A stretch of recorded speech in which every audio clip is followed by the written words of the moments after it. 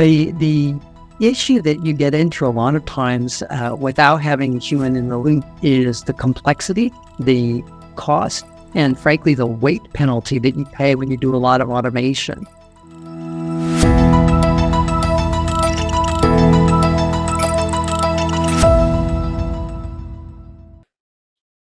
Hello, everyone. I'm Colleen Stover with the Center for Space Policy and Strategy at the Aerospace Corporation. And this is the Space Policy Show. Today is part 3 of our season on the building up of ISAM capabilities. That's in-space servicing, assembly, and manufacturing. We kicked off the season with a show around international standards making on location at the Confers annual event. We didn't just talk about cool technology, but we also talked about industry-led international standards and those being necessary for the future in-space economy and some of the players and challenges ahead. We also had a show for the novices out there, how stuff works. So you're not sure what ISAM is and you want to hear about some of the basics from 2 experts? Then check out episode 127. Today's show is number 3, humans versus robots. That's my attempt with a little fun at the title, but it's really about humans with robots. And that's what we're going to hear from 2 experts from Aerospace's Human Spaceflight Division, Martha Hess and Jerry Miller. So what have we learned already from NASA over the decades? What's going to be the right mix for humans in the loop or robotic automation? Let's go to Martha and Jerry and find out more. Thanks so much, Colleen. We're so excited to be here today. My name is Martha Hess, and I help lead our Human Exploration and Spaceflight Division at the Aerospace Corporation. I have Jerry Miller here with me today as well, and Jerry leads our Low Earth Orbit Programs Office. Jerry has an extensive background in extravehicular human activities in space, and he is keenly aware of how to perform in-space servicing and manufacturing from a human perspective. And so we thought we'd kind of have a conversation about that. I wanted to reach over to Jerry real quick and let him share a little bit of his background as well, and then we'll jump into the conversation. So thank you. Thanks, Martha. Hi, everybody. As Martha said, I'm Jerry Miller. I've been in human spaceflight since '83, so 40 years ago. I started as an extravehicular activity, or EVA, which is the long word for spacewalking officer in mission control. Also did the astronaut training for that, then went on to be the director of independent research and development for a Boeing-Lockheed partnership. And now I'm the systems director for low Earth orbit programs in the Human Exploration and Spaceflight Division here at Aerospace. All righty. Well, thank you, Jerry. So just real quick to jump right in. So, in your opinion, how have humans been used in space for doing things like servicing, assembly, and manufacturing? Yeah, we have been far more reliant, frankly, on the humans doing the assembly and maintenance and that sort of thing on ISS and even back in shuttle than what people originally thought we would be. Way back in the day, even before I started, when the plan was to have a robotic arm on the space shuttle, people sort of thought that there was not going to be a real need for a whole lot of EVA. Of course, that ended up being very much counter to what we encountered and what we found out when we got into doing heavy-duty work in orbit. The issue that you get into a lot of times without having a human in the loop is the complexity, the cost, and frankly, the weight penalty that you pay when you do a lot of automation. As a matter of fact, there's a fun fact, a lot of people don't really know this, but the airlock in the space shuttle, when it was in board and in the mid-deck of the vehicle, all the pedals were upside down. And that's because it was originally designed to go out in the payload bay, and it has to be flipped around to be put inside. And they thought, well, we don't really need it outside. We're going to just flip it over and put it inside all the time. And hey, nobody's going to use it that much anyway, so it doesn't matter that the panels are upside down. So that's an indication of how much people thought we would be able to rely on robotics and automation. Then later, when the space station was originally called Space Station Freedom and was in the design phase, it became very clear what the cost was of relying entirely on automation and or robotics, because every connection that you make, any sort of assembly that's done, has to have servos, motors, connectors, sensors, and that sort of thing to automate the process. And what you find is that it starts to drive up the cost, the number of failure modes that are in place, and then that weight penalty is paid for the duration of the program. So we became much, much more dependent on humans in the loop to do that sort of assembly task. Now, moving forward, I think there are a lot of options when we get into the in-space manufacturing arena to be much more reliant on automation and robotics, because you're talking about more of a repetitive, almost factory kind of task. Whereas when you're looking at one-off, one-time only assembly of something like a space station or lunar outpost or the Gateway lunar space station, you will really, I believe, discover the same thing that we discovered in the early days of station, that you're going to need that human in the loop. So I think it's very much a mix. It's, I believe, Martha and I talked about before, it's not a, is it this or is it that?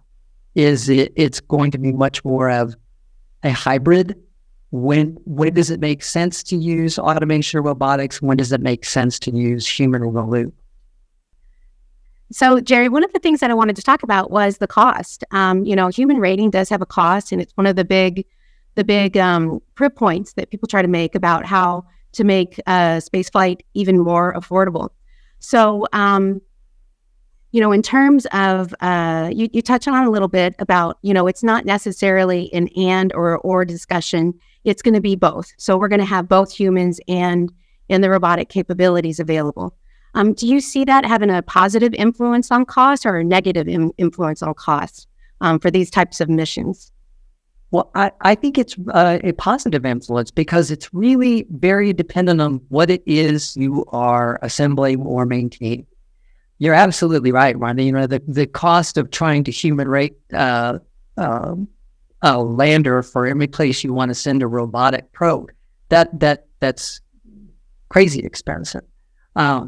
But if they're building ISS or some other human-tended station like Gateway, or eventually a lunar outpost, if it's a system that is intended to be human occupied, those systems are going to be built in any case. But if you, of course, are looking at advanced probes, like we've got the Mars surface rovers, and certainly anything in a really far off location, like you're sending probes to the outer planets, absolutely, those are missions that make the most sense for something that's not human rated. Because, of course, as we all know, when you're human rating something, the expense comes from, first and foremost, you're building a habitable environment, life support systems, that sort of thing. And the safety margin that has to be built in for human rating really starts to drive up the cost, because, you can suffice with some lower margins of failure tolerance if it's just an untended, unmanned vehicle. Whereas if you've got humans in the loop, of course, you've got to have the absolute maximum level of safety, in addition to all the life support systems and the size of the vehicle and the consumables and everything that go on it to make it human-tended. But like I was saying, if you are building an outpost that's going to have humans in it anyway, that's where it starts to make a lot of sense to be able to use human assembly and maintenance, because you're already driving up the cost because it's human rated. If you then add the cost, failure modes, and that weight penalty of having every single thing be automated and or robotically controlled, you will quickly start to see your design costs, your launch weight penalties skyrocket if you try to add them on. Yeah, and that's one of the interesting things, particularly as I think we go to the moon. The ability to multitask as well. So it's not just about the cost of human rating, but it's about being able to multitask and do multiple things at once. So I can imagine, a crew member working on the surface of the moon would be able to kick off multiple activities and then see those through fruition. Whereas if it was something robotic, then it would be kind of a one-off or a singular event in any one given time. The other thing that I think is really interesting, particularly as we transition to the moon, is, we're building on our expertise. The space station was built over decades of time, and we have all of this experience in doing the extravehicular space activities, and that's just going to inform how we train and then execute those missions and activities on the moon. So Jerry, being a low Earth orbit spacewalker, what do you see as the differences in terms of preparing for lunar surface spacewalking, and then also working more in concert with some of the robotics that we will be seeing on the moon?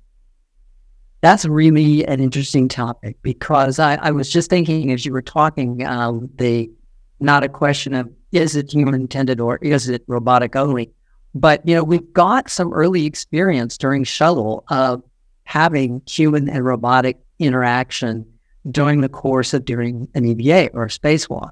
We very heavily relied on the RMS. Now, of course, that's human operated, but it is robotic.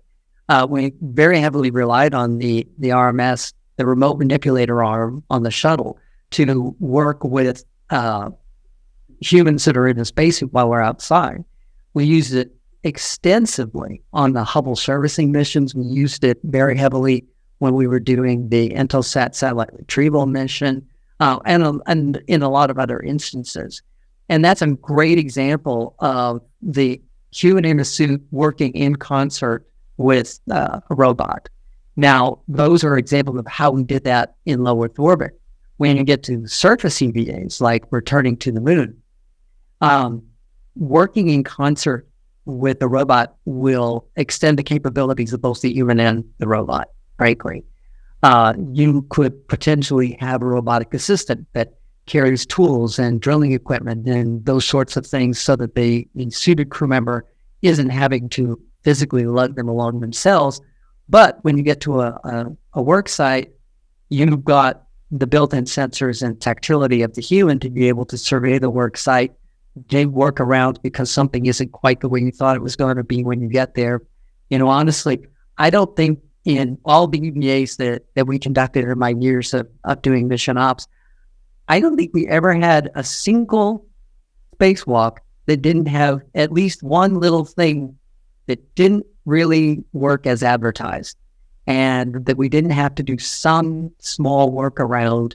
A connector wasn't mating quite right, something wouldn't deploy quite right, a bolt wouldn't come out quite right, and having that human in the loop in real time benefits you from the standpoint of, as Martha was saying, human being the best sensor that's out there.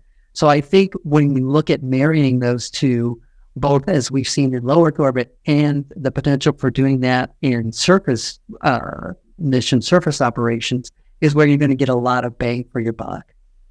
Well, and it's funny that you mentioned that, because now that I'm remembering, one of the things that we talked about, and this was for space station, we developed a robot to be used on space station. It's Robonaut.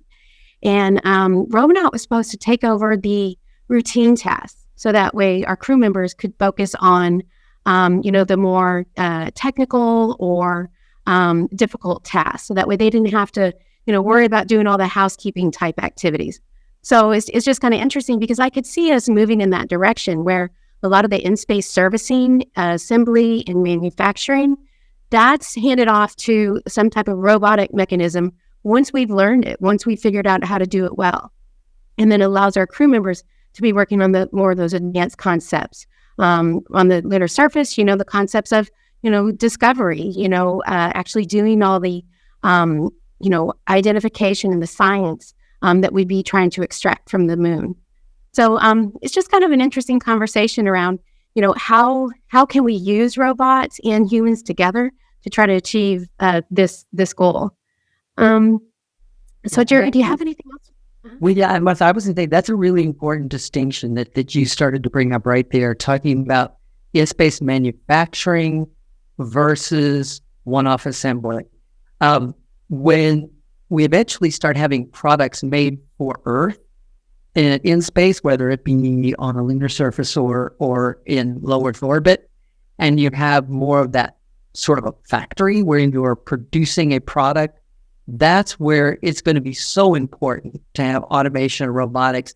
You don't want a crew member's time, doing rote mechanical tasks on an on-orbit factory box of some sort to produce products in mass quantity. And that's where, just like we saw here on Earth, when automation, the return on investment in automation pays off when you have scale of economy, when you're producing something in large amounts and it becomes just turning a crank.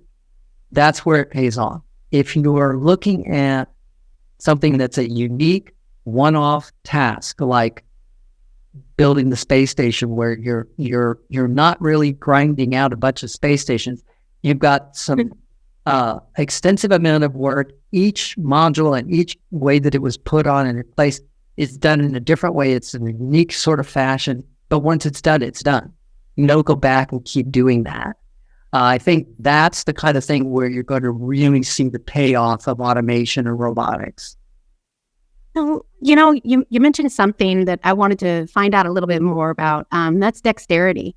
Humans, when they're doing spacewalks, there's not a lot of dexterity that the gloves provide. Will the robotic aspect of this, help address those types of things, in your opinion? That's a really good question. I know there has been and continues to be, of course, a lot of work going into the anthropometrics of robotic hands and trying to get them close to the dexterity of a human. But even in a glove, a human's ability to manipulate something, and when it's not working the way intended, manipulate it in a different way, still has it, we aren't there yet with robotics. So there could, of course, become a day when that level of adaptability and dexterity is there, but we're certainly not there at the moment. Right. Yeah.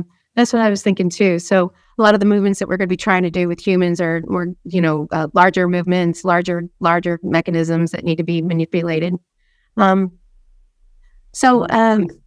Speed, honestly, that the time that it takes for something that's robotic to perform a task versus how quickly a human can perform it, it's pretty slow with robotics at this point. Yeah, so we touched a little bit on manufacturing, but I feel like we might be able to talk a little bit more about that. What is manufacturing in this realm? What does that look like?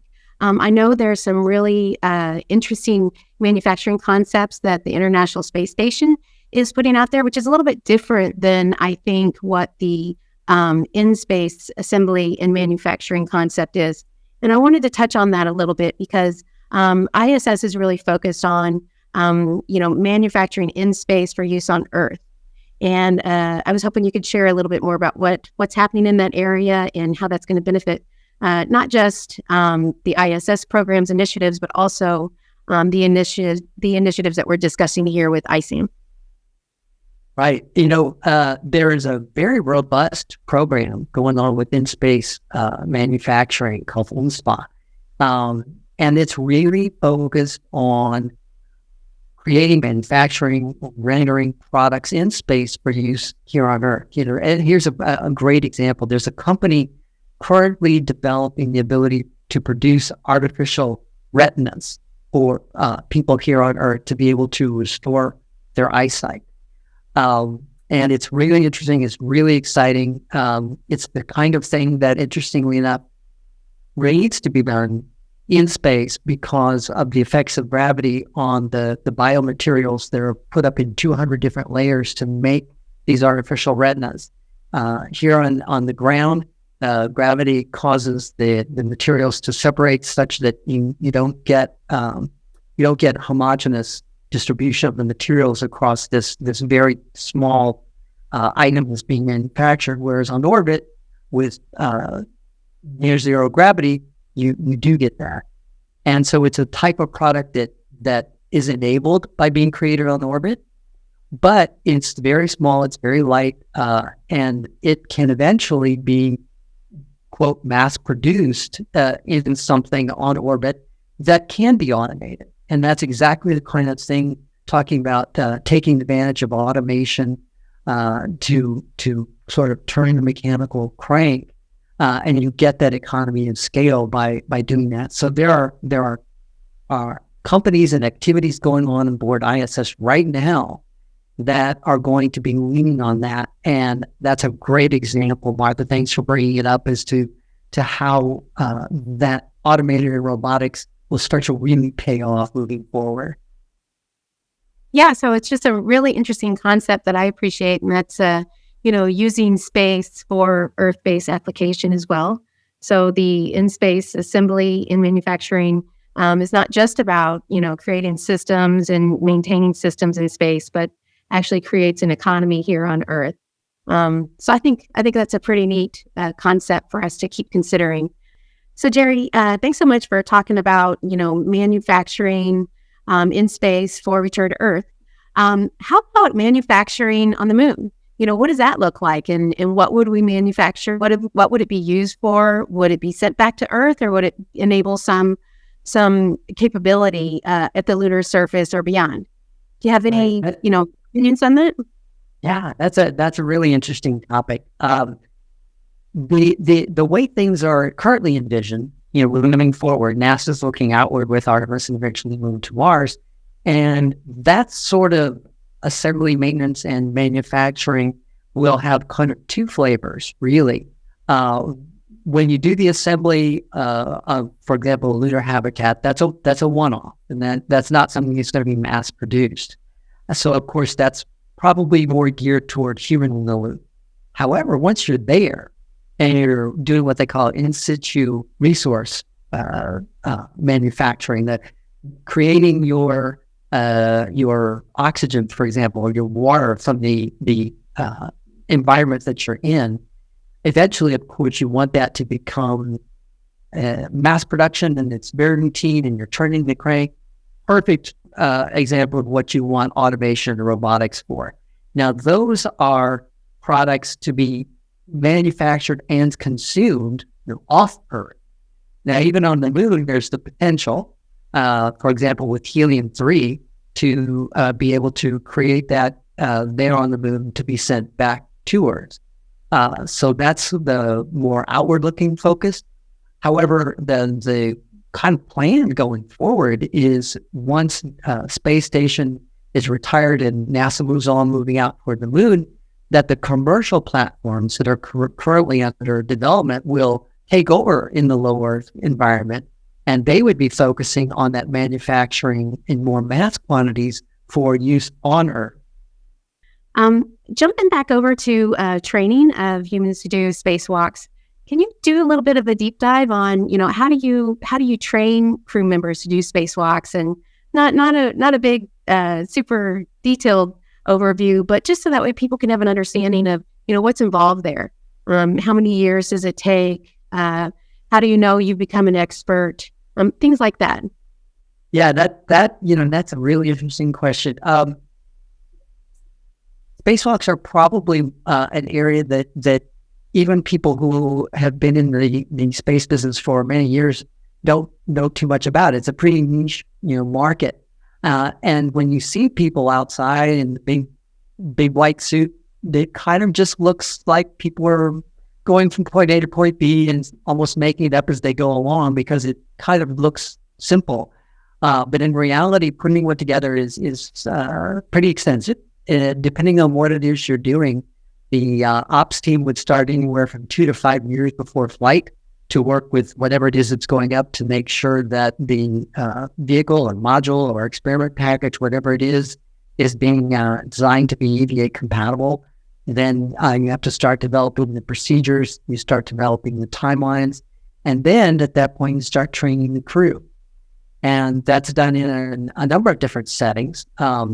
Of course, everyone's familiar with the underwater at the Neutral Buoyancy Lab, the NBL. But there are also a lot of other places where that sort of training takes place. For example, a lot of people focus just on those tasks because it's what's most visible. But the suit itself has an entirely separate training associated with it, because the suit, the extravehicular mobility unit, or the EMU, is essentially a single-person spacecraft. So you have to train the crew on being able to operate that tiny little one-person spacecraft, which has its own electrical system, its own communication system, its own life support system, basically everything that's in a full-size vehicle miniaturized into that. So the operations team trains the crew on the tasks and the suit, and then the team itself is certified as flight controllers to execute. So when it comes time to actually do the job, you kind of got what we call one-stop shopping. The person sitting on console traces their credibility all the way back to several years before putting the vehicle together, and the crew that's out there before we get knows the tasks and the timelines that have been integrated by the same person that they've been working with. The venues for EVA training vary widely. Like I said, there's the underwater, there's the simulator for the suit itself, and there's a lot of tabletop training. The tools are brought in, and you go through how does this drill or wrench and that sort of thing work on orbit, because they're a bit bigger and a bit clunkier than what we're accustomed to here on the ground. Or of course, learning to deal with that in a pressurized glove is a whole other ballgame. So there are a lot of different ways to go about training and doing it in piece parts. You almost wonder if, as we build out this servicing, assembly, and manufacturing capability, will we be using humans to inform how we're going to use these mechanisms that we're developing to do the servicing and assembly? So it's almost like, it requires us to have this expansive base of spacewalkers and experts who are used to operating in space in order to build out this capability. So just kind of an interesting take on that. I'm also wondering, how many people are we going to need to be able to assist some of these robotic capabilities? So it'll be interesting to see how this economy develops. What will require in-space servicing, assembly, and manufacturing, and then what is this human backplane that can be used to keep this industry alive and then also push it to the next levels. So it's funny you bring that up, Arthur, because it almost sounds a little ironic, but the fact is, in putting together that combination, that hybrid of humans and robotics, we also have to include in the robotic design the ability to do manual override and intervention by a person when the robot experiences a mechanical failure. The robotic arm on the shuttle had release mechanisms on it because there was an entire procedure for how EVA crew members would go out, disengage the drive mechanisms, and be able to winch that down into the payload bay if the arm had experienced some sort of failure while it was deployed, because you wouldn't be able to close the payload bay doors if you left it out there. There was the ability to blur the bolts on the shoulder, but of course then that means you would be releasing the arm and losing it entirely. So the first line of defense in the event of that kind of failure was not to lose the arm entirely, but send people out to be able to bring it back in. And similarly, the same thing is true with other types of robotics. Ironically, you're going to need the abilities for the humans to help the robots sometimes too. Right. Yeah. Well, I'm just really excited to see, this industry take off. I'm excited to see the service assembly and manufacturing from a robotic perspective, but also how the humans are going to, interface and then use that capability. I think there's having those two ends of the spectrum working together on the moon and then at Mars is going to be really key to our success in those two destinations. So it's going to require, the entire industry to come together. I really do believe that, human space flight, is going to be backplaned by a lot of these robotic capabilities. And so there's just a lot of growth and opportunity in this area and in this new economy that we're trying to build at the moon, and then hopefully onward to Mars. So, Jerry, I agree. Yeah, No, you're absolutely right, Martha. The path forward, just as it was proven out here on the ground in factories and manufacturing and other industries, the answer moving forward is the right mix of human interaction versus robotic interaction, and knowing when is the right answer for which, because the best plan moving forward is the combination of the two. Yeah, so it'll just be kind of interesting to see how both of these industries and locations play out. Regardless, there's opportunity for all. We can't do any of this alone as a government entity. It's going to really require, support from commercial industry, academia, and our international partners. So as in-space servicing and manufacturing grows, and as our human footprint grows to future destinations, so will these economies, and also the opportunities available to the next generation. In order to do all this, it's going to require skill sets from all disciplines, all industries, all educational backgrounds.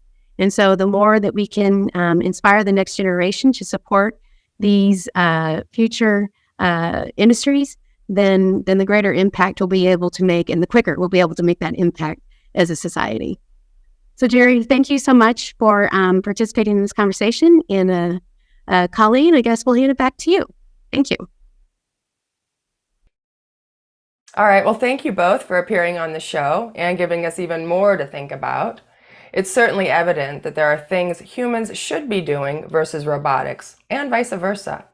So finding and maintaining that balance will be important going forward. And thank you to our audience for watching or listening to our third episode in the ISAM series. You can find other shows on our YouTube playlists or wherever you get podcasts. And all of our research and other events are at csps.aerospace.org. Thank you to James Liggins, our technical director. Everyone, until next time.